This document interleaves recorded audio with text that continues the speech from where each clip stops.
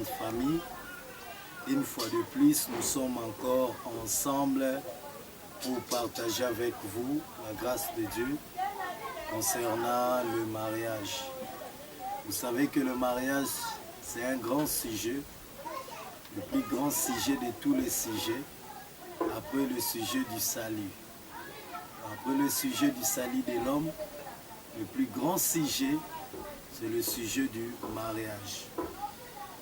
Aujourd'hui, beaucoup de couples, beaucoup de familles souffrent, traversent des moments difficiles à cause seulement d'un mauvais choix qui a été fait au préalable ou au début.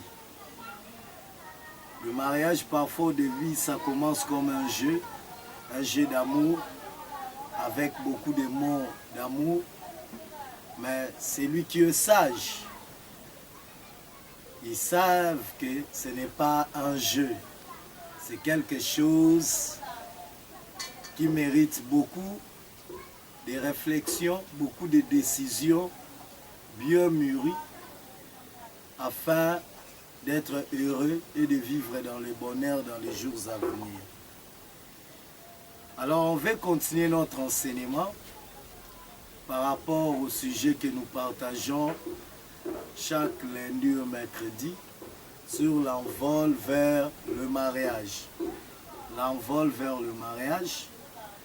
Et depuis lundi passé, on avait commencé un sous-thème qu'on avait intitulé sur comment reconnaître l'orientation du Saint-Esprit dans le choix de l'âme sœur.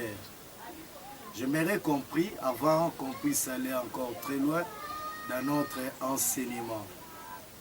Seigneur, nous te rendrons grâce, nous te rendrons gloire pour ton amour, pour ta bonté et ta fidélité, que tu as permis encore que ce avant-midi, que nous soyons ensemble avec mon frère, avec ma soeur, avec la grande famille de l'école de mariage, pour partager encore ces enseignements.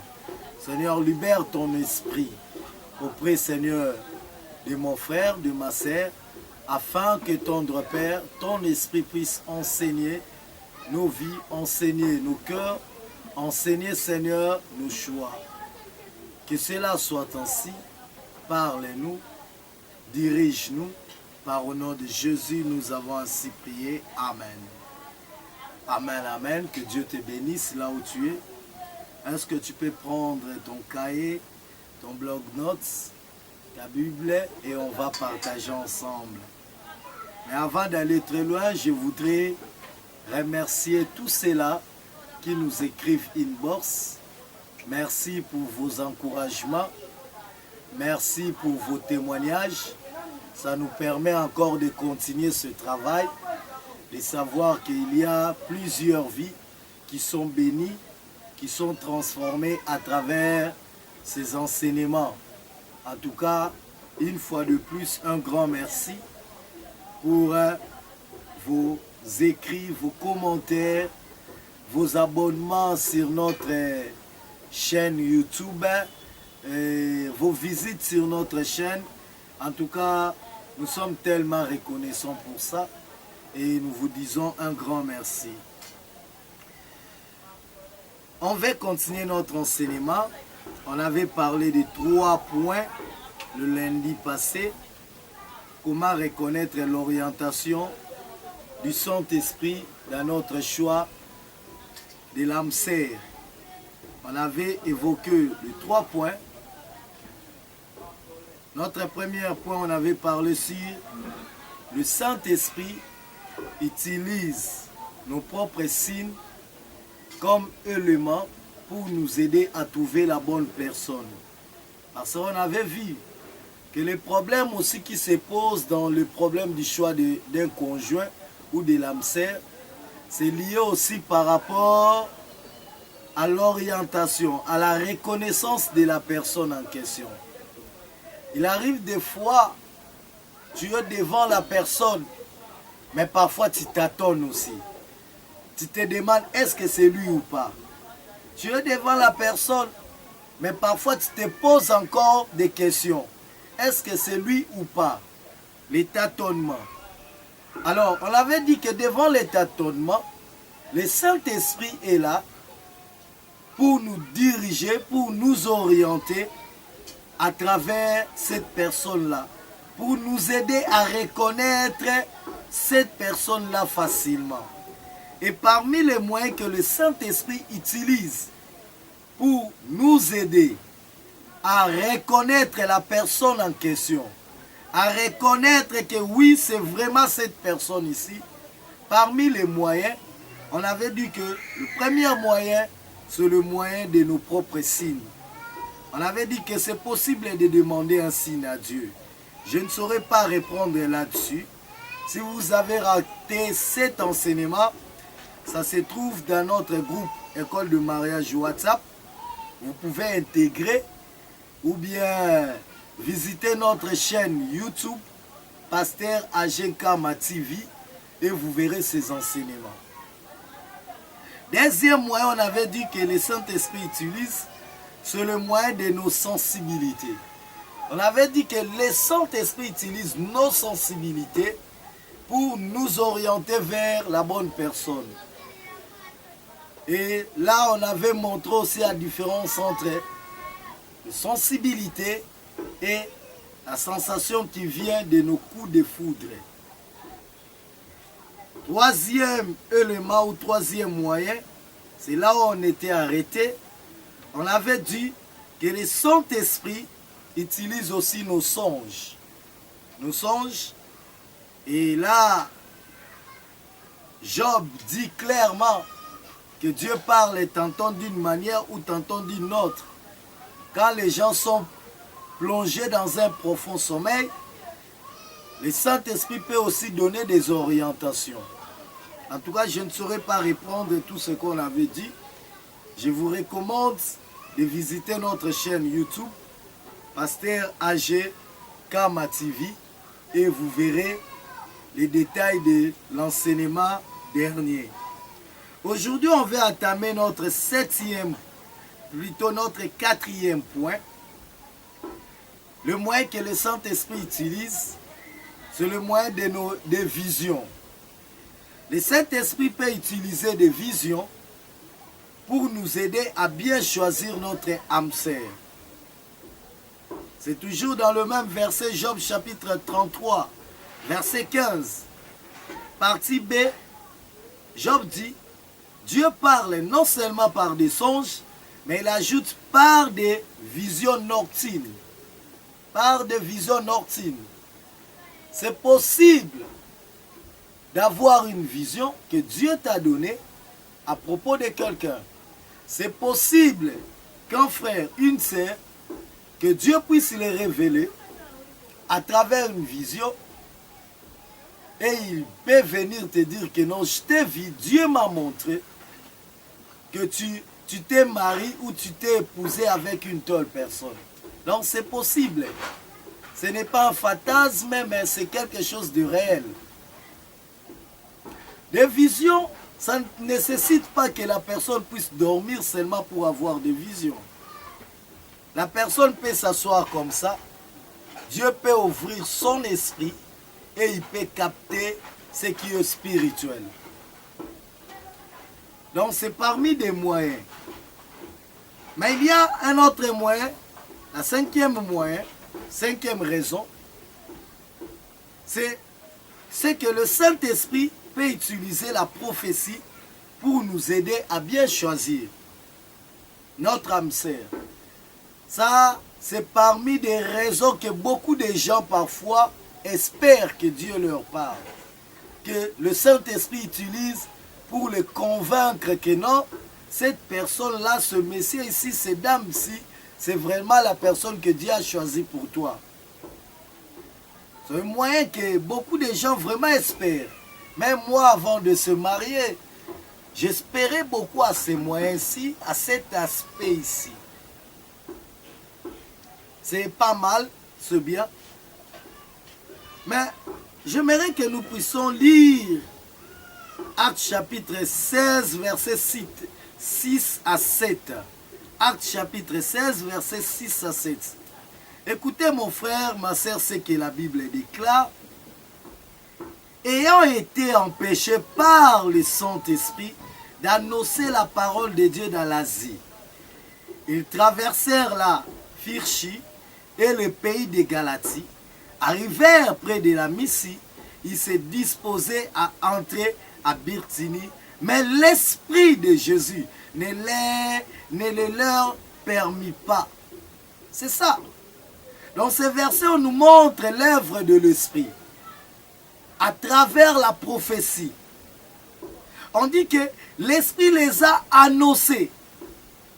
L'Esprit les a empêchés d'annoncer la parole de Dieu. Donc, à travers l'Esprit de Dieu, au moyen de la prophétie, on peut aussi être orienté par rapport à nos choix.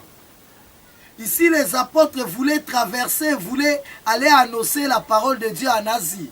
Mais le Saint-Esprit, à travers la prophétie, a dit non, vous ne pouvez pas entrer dans tel endroit. Vous ne pouvez pas fréquenter tel endroit.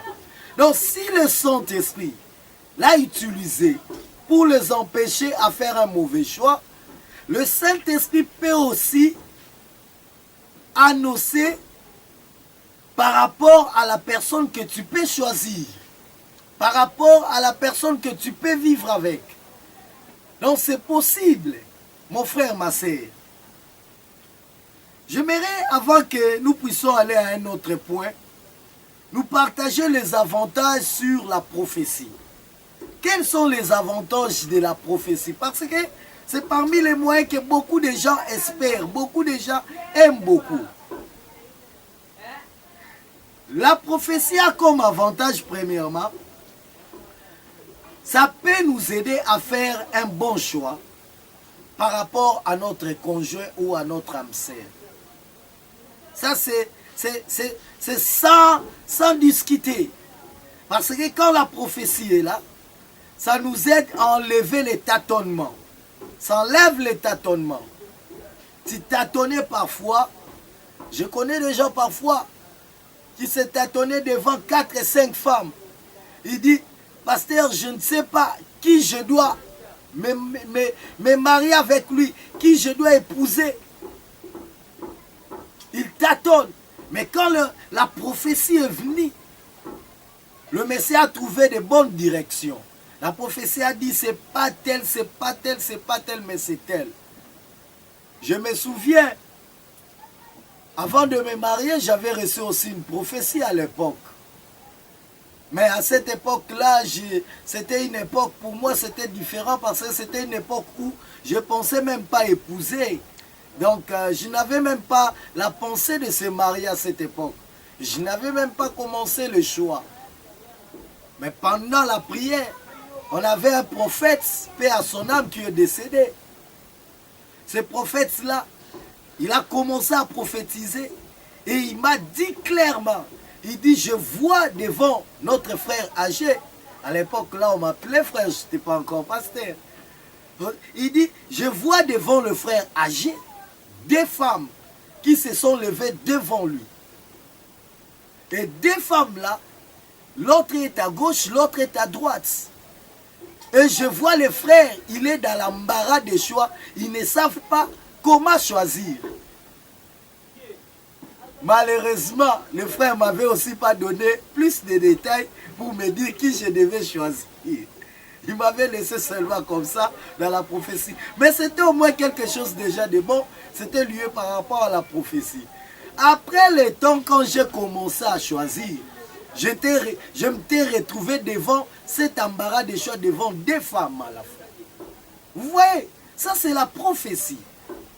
La prophétie permet d'enlever les tâtonnements. Mon frère, ma soeur, peut-être que maintenant là tu tâtonnes encore. Ma soeur, peut-être tu tâtonnes encore. Est-ce que c'est le frère Junior ou le frère Shadrach? Est-ce que c'est le frère John ou le frère ceci? Tu tâtonnes encore. Je te dis que c'est possible de prier et la voix des prophéties peut t'éclairer encore. C'est ça l'avantage de la prophétie. Le deuxième avantage de la prophétie peut vous épargner à plusieurs choses. C'est ça l'avantage de la prophétie. ça vous épargne à plusieurs choses, plusieurs problèmes que tu pouvais rencontrer facilement. Premièrement, qu'est-ce que la prophétie peut vous épargner? La prophétie peut vous épargner d'épouser une femme ou un homme sorcier. Une femme sorcière. Vous savez, il y a un grand malheur d'épouser quelqu'un qui est sorcier ou sorcière.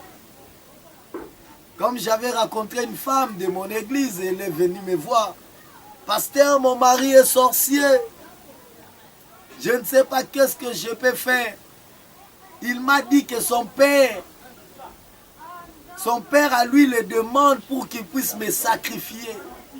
Tu imagines, ma soeur, tu as épousé quelqu'un qui est sorcier et il veut te sacrifier comme sacrifice, comme offrande. Ah là, ça devient terrible et horrible. Mais de telles erreurs, avant de s'engager, tu peux l'éviter au travers le moyen de la prophétie. Le Saint-Esprit peut te dire clairement que n'épouse pas ce monsieur, n'épouse pas cette femme parce qu'il est sorcier ou il est dans la sorcellerie. Ce sont les genres des événements, oh malheureusement, que Samson n'avait pas pu éviter ça. Parce que Samson aussi était là devant la femme sorcière qui était Delilah. Si seulement la voix de la prophétie était là, pour insister encore à Samson, le dire, Samson, Samson, Samson, fais attention, regarde ce que Delilah complote contre toi. Mais Samson peut-être pouvait s'épargner à cette grande tragédie qui était venue sur lui. Donc tu vois mon frère, la prophétie peut nous aider, peut nous épargner beaucoup de drames. La prophétie peut nous éviter à épouser une personne qui est liée sous des lois familiales. Vous savez, mes sœurs et frères, il y a des familles qui ne sont pas, je peux dire, des familles que Dieu ne peut pas accepter que son fils ou sa fille puisse entrer dans cette famille-là, si je peux dire. Permettez-moi le terme, bien sûr. Parce qu'il y a des familles où il y a des lois sataniques très élevées. Des lois familiaux très élevées. Et il y a de telles familles que le Saint-Esprit peut te dire que non, tu ne peux pas entrer dans cette famille-là. Oui, tu peux me dire que non, avec l'onction du Saint-Esprit, je peux aller, rien ne peut me faire. Mon frère, ma soeur, il y a des endroits où le Saint-Esprit te dira fuis. Il y a des endroits où le Saint-Esprit peut te dire affronte. Même Jésus lui-même avait fui. Dans d'autres endroits, on voulait le tuer comme ça. La Bible dit Jésus a fui. Il y a des endroits où les apôtres ont fui malgré leurs onctions. Donc il y a des endroits où le Saint-Esprit peut t'interdire. N'allez pas, n'avance pas.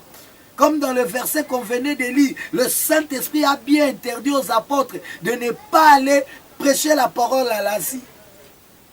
Donc il y a des endroits pareils, des familles pareilles. Le Saint-Esprit te dit que non, non, non, non, non, non, ma soeur, mon frère, tu ne peux pas entrer dans telle famille.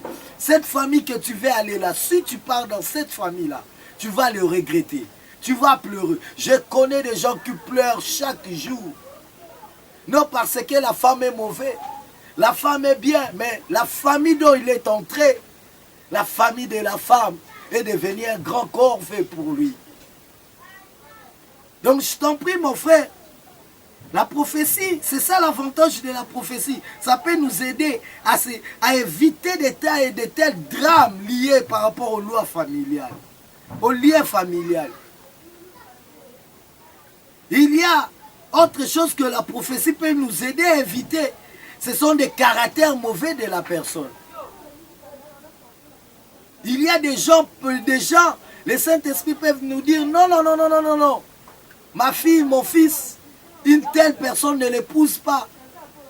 Non parce qu'il est mauvais, mais peut-être parce que cette personne-là, par rapport à son caractère et à ton caractère, ça ne va pas tenir. Lui, il est disposé à épouser une autre personne.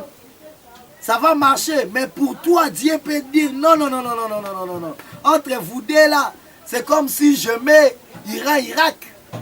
Entre vous deux là, ça ne va pas tenir. C'est comme si Russie et les États-Unis, vous aurez toujours des bagarres. Des bagarres. Alors comment éviter ça? À travers la prophétie. La prophétie peut t'avertir bien avant. Eh ma soeur, fais attention. Cette personne-là, ça ne va pas tenir. Eh mon frère, fais attention. Avec cette personne-là, ça ne va pas tenir. Donc vous comprenez ça, mon frère?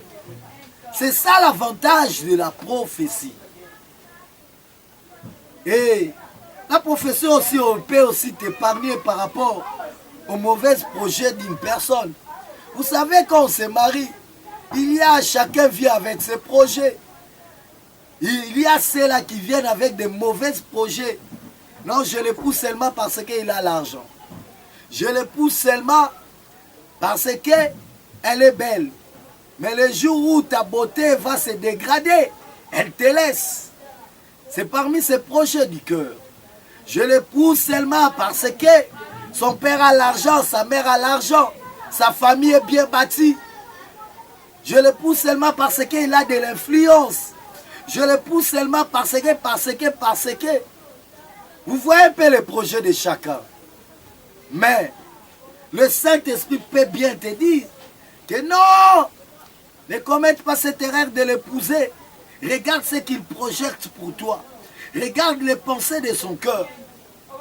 Ça, c'est l'avantage de la prophétie. Donc la prophétie peut nous aider à bien s'orienter. Mais, écoute mon frère, avant qu'on puisse passer à un autre moyen que le Saint-Esprit utilise. La prophétie n'a pas seulement de l'avantage.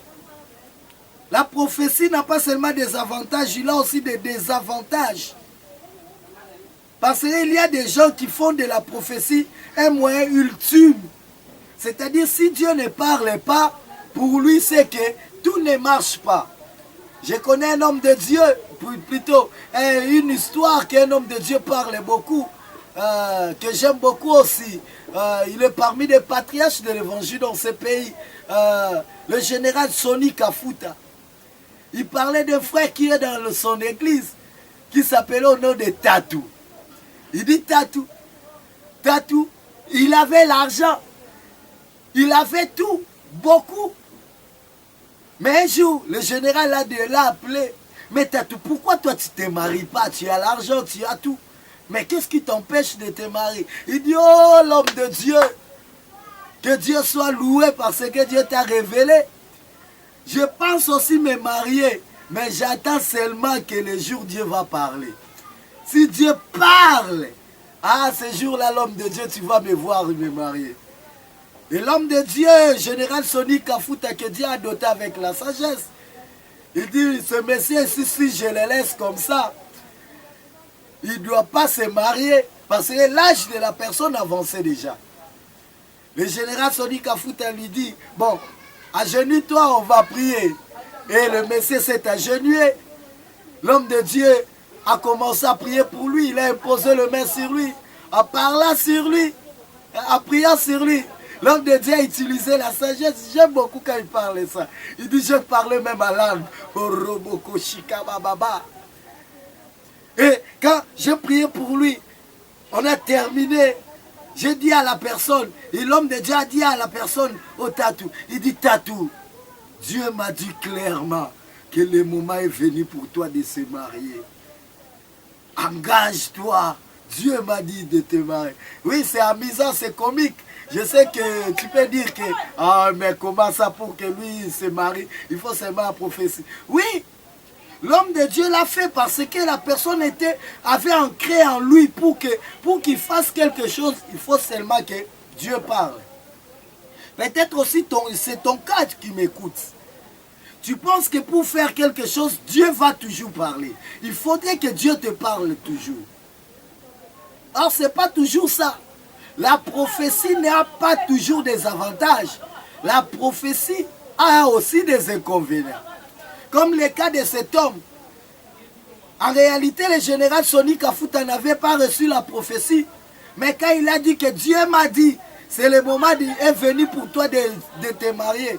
L'homme dit, oh gloire à Dieu, mais que Dieu te bénisse, l'homme de Dieu. Et il s'est décidé, il s'est engagé avec quelqu'un, il a épousé, vous voyez. En réalité, Dieu n'avait pas parlé.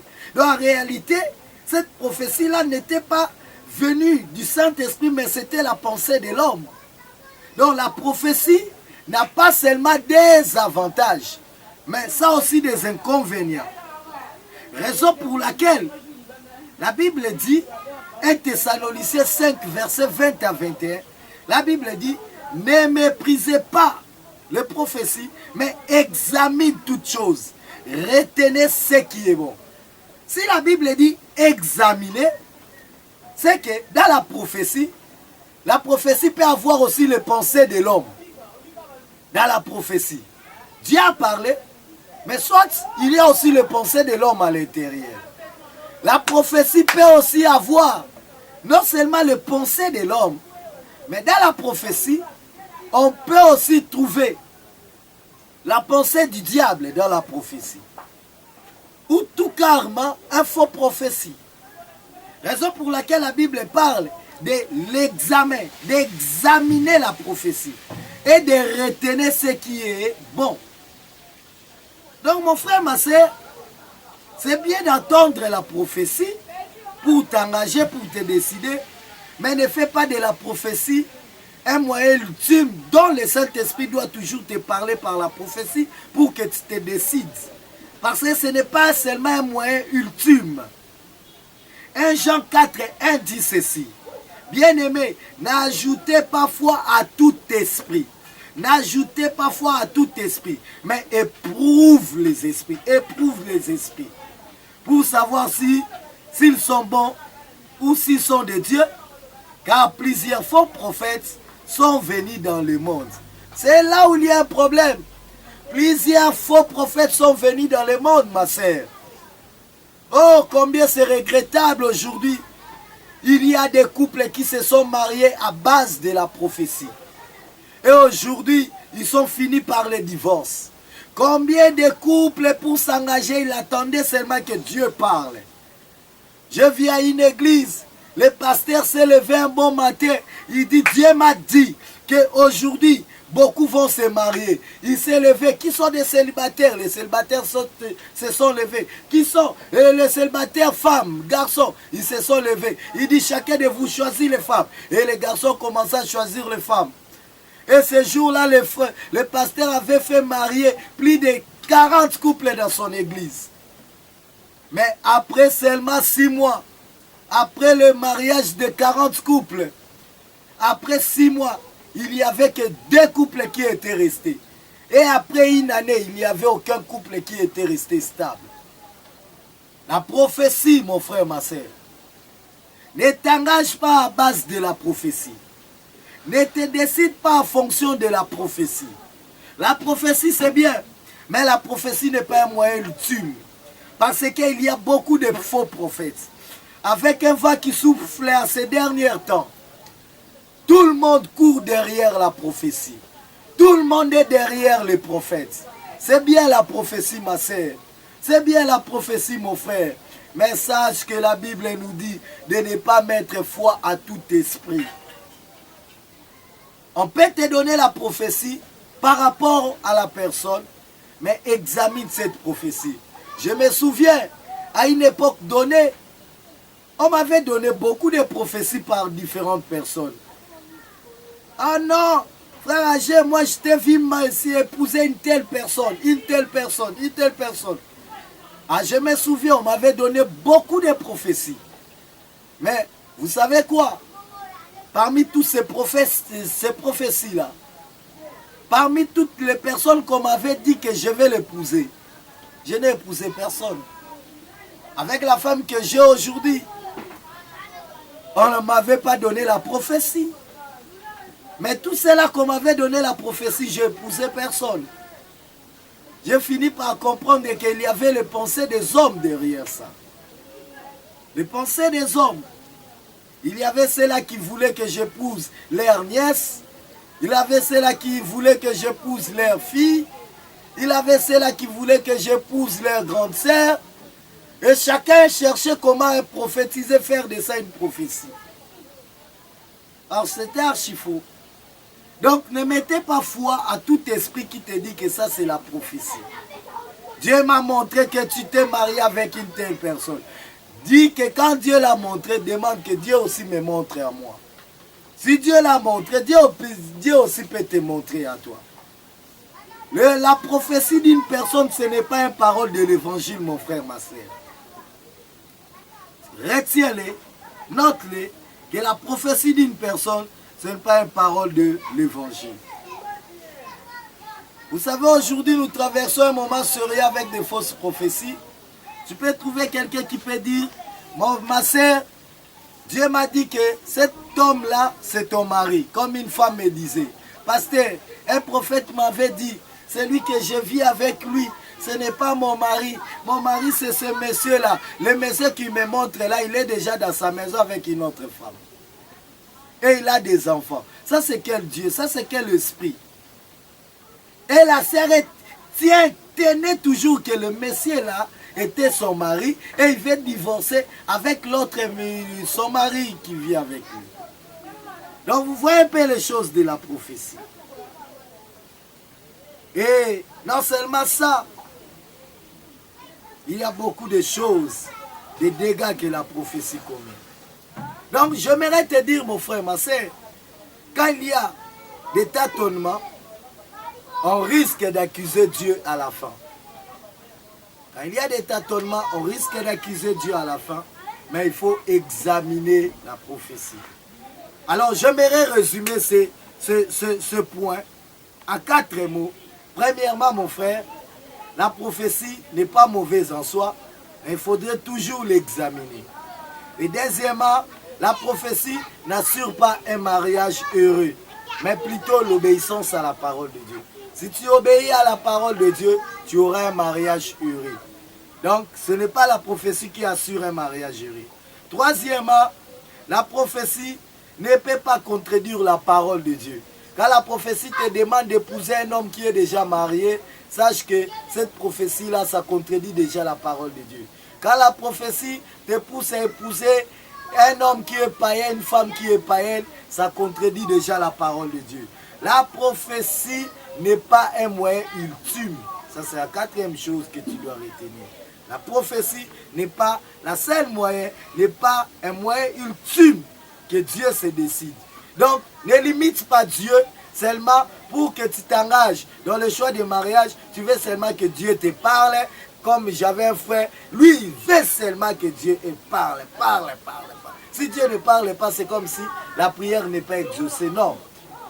La prophétie n'est pas un moyen ultime. La vision n'est pas un moyen ultime. Le songe n'est pas un moyen ultime. Il y a d'autres moyens que le Saint-Esprit utilise. Que Dieu te bénisse pour aujourd'hui. Nous arrêtons ici. On va continuer la semaine prochaine par rapport à ce sujet ici sur le moyen dont le Saint-Esprit utilise pour nous aider à bien choisir. Si on peut prier pour clôturer ces moments, je suis sûr que vous êtes bénis et je suis sûr que le Saint-Esprit vous a parlé. N'oubliez pas de passer à notre chaîne YouTube, Pasteur Agenkama, Pasteur Agenkama TV plutôt, et commentez, likez et abonnez-vous dans notre chaîne pour ne pas rater les prochaines vidéos, les prochains enseignements qu'on va partager ensemble. Seigneur, je te bénis et je recommande, Seigneur, mon frère, ma soeur, entre tes saintes mains. Tu connais, Seigneur, des soupçons de ma soeur, des tâtonnements de ma soeur, de mon frère.